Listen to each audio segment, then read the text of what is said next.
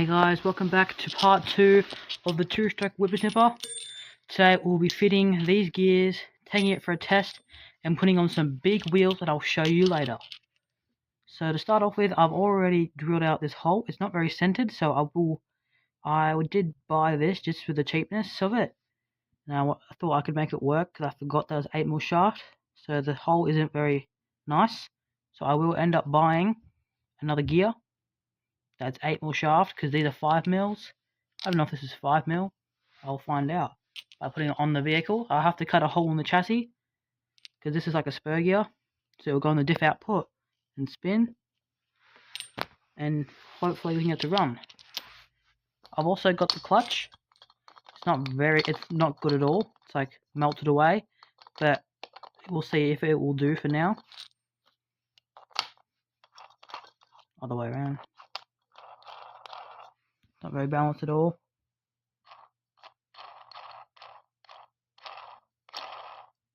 But it should do. So now we're going to get into cutting up the chassis and fitting the gear, this clutch to the engine, and then fitting the gear to the diff, and putting the diff back on the car, and then we'll give it a test with some new wheels as well. So the old gearing, for this, I have the old gear. The gear that was on the diff is on there still, but this is the old spur gear. This is the new. It's a bit lighter with the holes in it. Not much. This is 49 tooth as well. And this is 48. So it's a way lighter. Definitely, you can tell. But this is definitely a way better built gear. But this might also allow for cooling.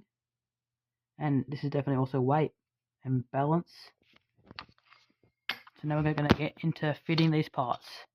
So I have a pinion on this clutch with some low strength thread lock, which is all I actually need at the moment just for testing purposes. It does move around a lot. Now I'm going to take this pinion off here. And this has some low strength thread lock on it as well. So I'm going to try and get a lighter, or even I'll try and get a heat gun if this doesn't work and I melt the plastic. And I'll see if I can get this pinion off. I'm now going to try a soldering iron since I don't want to waste the gas in this. It'll just take too long. So this goes up to 400 degrees. Make sure when you do it, you don't have any solder on the tip. This one does take a while to heat up. So I do want to upgrade. Eventually when I upgrade, this will probably just be like my plastic welder. So I can weld like 3D prints and other stuff. We got the old one off. Well, this is the new one. We have the old one off, and this is, you can see how it's like worn down a lot because of the incorrect meshing with the engine. So I'm going to try and remesh that. So now this should hopefully just slide on.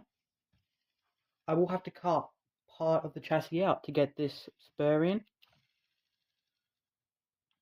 but I'm going to just test fit it. I don't know how much I can get this torque down. I might have to get some longer Allen keys in, since this pinion is so big, and normally you would tighten it from the other side. But we'll see how we go. So now we're going to get into the part that I hate the worst. That's going to be having to cut this chassis out. About like here where you can see where the teeth are made marks in the chassis. So I can have it go through the chassis, so I can have a bigger spur and a little pinion. So I'm going to just try and line that up and just cut it out. Get it over and done with. So now we have the diff on, or the rear on, so I didn't record cutting it out because I'd upgraded phones. So tell me if this video quality is better, because this is the new Motorola G75,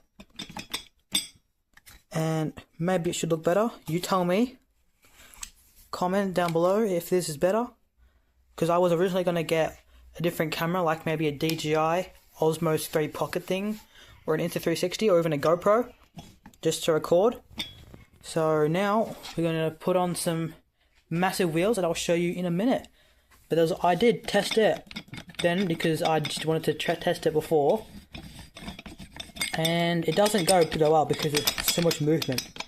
So in this video, I might do another video, like another try of this and just showing you it running, because it hasn't.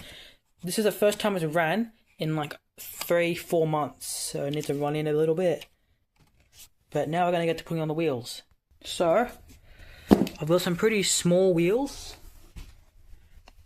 old wheels versus new wheels. So these will be going on the rear, but the fronts, I think they might rub on the turning in, so I might try and find some smaller wheels. My dad bought a big set of, like a big box of wheels that had like every single type of wheels. Like it had like some very, very nice HPI pedal tires, but there was like one wheel. They were like brand new and they were like clean. There's also tons of the Traxxas Rustler tires. Had like at least 5 sets of those. Have some, I don't know what tires these are. If you know, tell me. He had a set of monster truck tires for a Traxxas. But we're gonna throw these on the rear and on the front and see how the turning is. And if it's bad, I'll keep these wheels for now. But it'll look very crap or very weird. But I'll find some smaller wheels. They'll be bigger than these, but smaller than this. Probably like maybe up to here or maybe a bit further out. But we're going to throw on these and see how it looks. So this thing looks absolutely ridiculous. I thought I want to get a video out on this to show that I'm actually working on this now.